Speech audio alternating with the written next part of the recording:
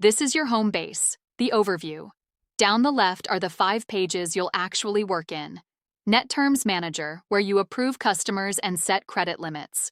Invoice Log, your accounts receivable. Wholesale Pricing for tier-based B2B prices, plans, and pricing. And Invoice Customization, where your branding and payment instructions live. Across the top, you may see up to 3 banners. The blue one tracks your free trial and gives you a direct line to support. The yellow one is the setup checklist. Once setup is confirmed, it disappears for good. And this announcement banner highlights new features as we ship them. Now, the cards you'll glance at every day.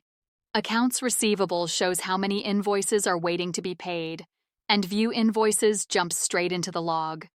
Here it is, every invoice, one click from home. It gets its own video later.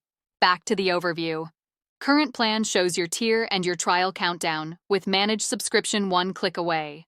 And down here, the Management section. The first row is a shortcut into the Net Terms Manager. The second is worth a pause. Automated reminders, active and monitoring.